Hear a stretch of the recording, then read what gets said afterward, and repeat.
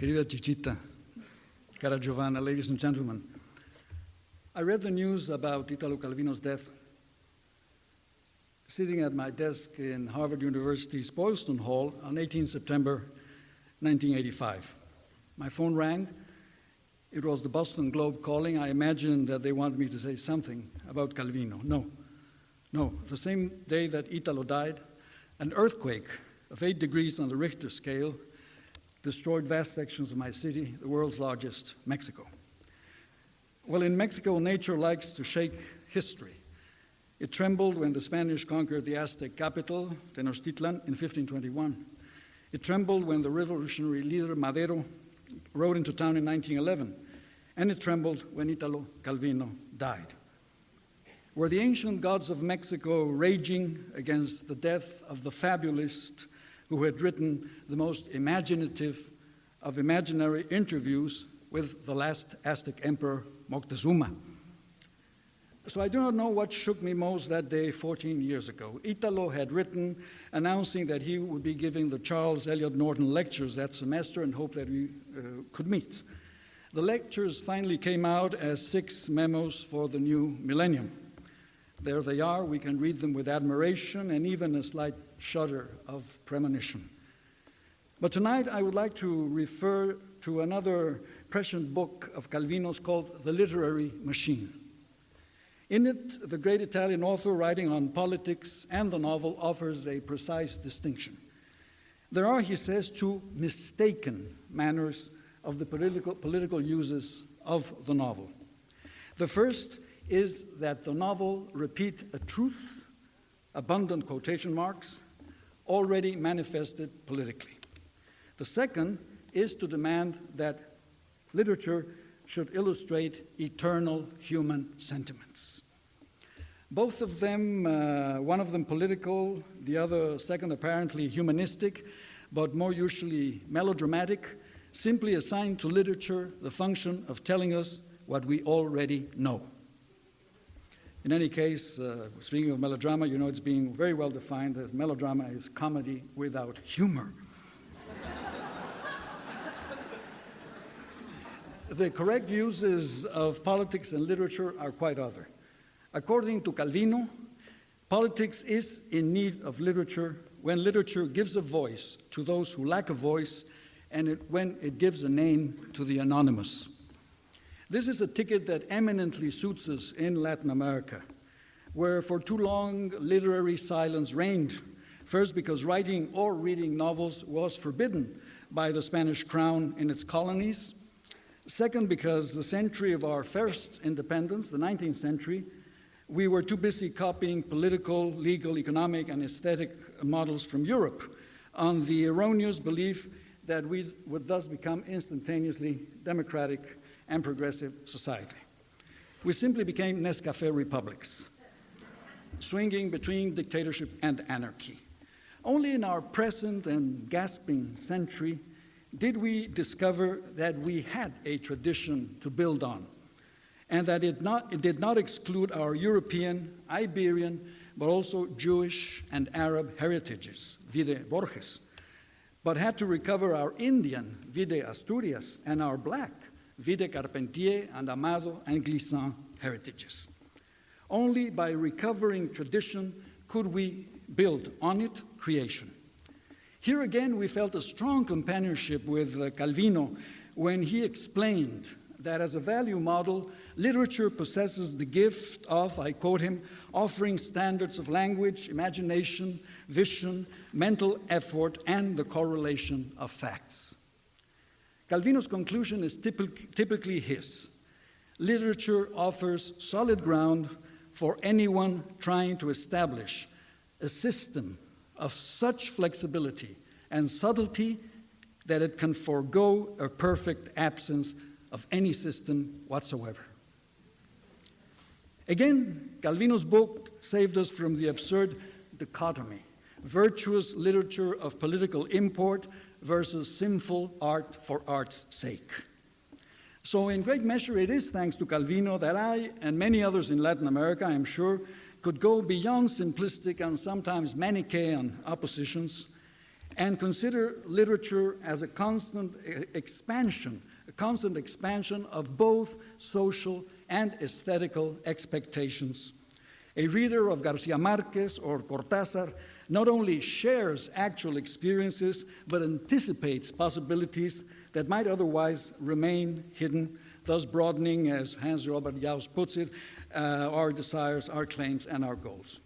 Or as I put it, does not literature, apart from our own personal political convictions, does not literature serve the social function of maintaining the vigor of language and imagination, two values that dictators such as Hitler and Stalin did not particularly prize?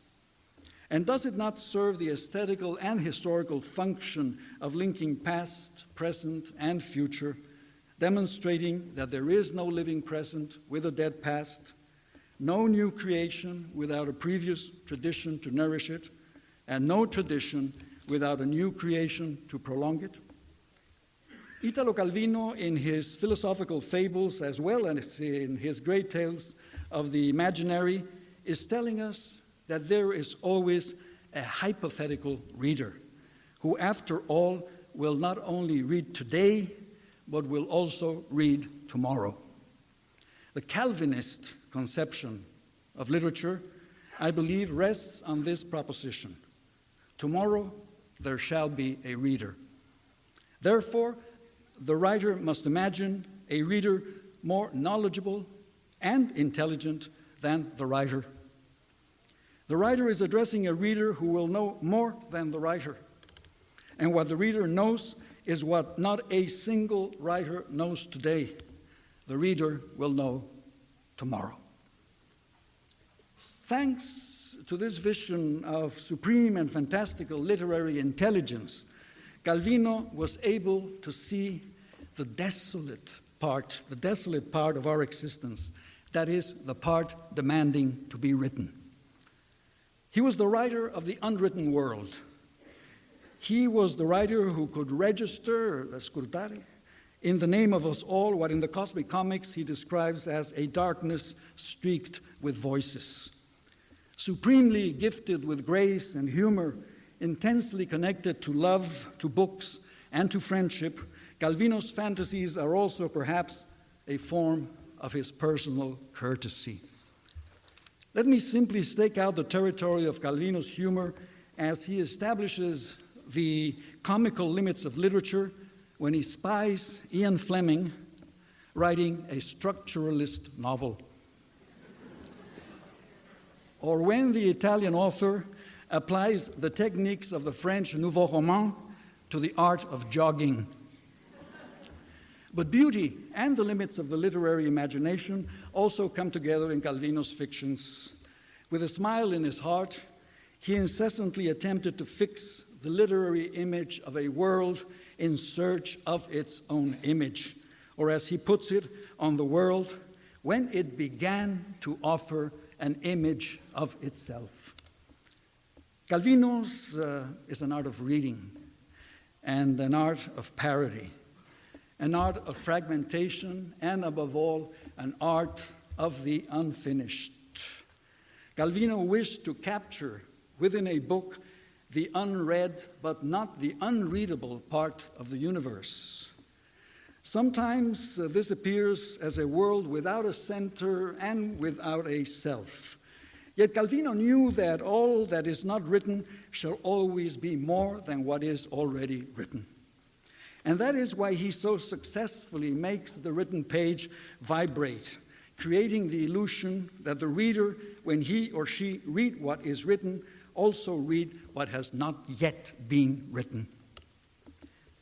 This was his homage to each and every one of us. The reader shall know the future. He, you, and I will not. Lest this sound too despairing, Calvino lovingly offers us the fragments of the book in the making of itself and thus of the world. His novels are full of ellipses, enigmas, questions designed to invite us into his creation of a book as a creation of the world. His humor, nevertheless, saves him from the dangers of foreclosing his own creation. A perfect book a total book would be, he tells us, a sacred book, and thus an unreadable book. Because in a perfect, that is, a sacred book, no more questions would be asked, since the sacred book would have all the answers. Thus, his option, I wake Umberto Eco, for the open work, of which, if on a winter's night a traveler, continues to be a supreme example. In his opera aperta, Calvino deprived us of the pleasure of knowing how it will end, offering us instead the even much more pleasurable chance of imagining it all, how it all will not end. That is, how it all will renew itself, how any piece of literature reinitiates, relates and correlates with itself, with the reader, and with other books, creating previously unsuspected constellations of meaning. The art of the unfinished.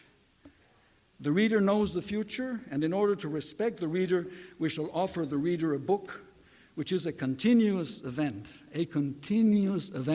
not an established or concluded fact.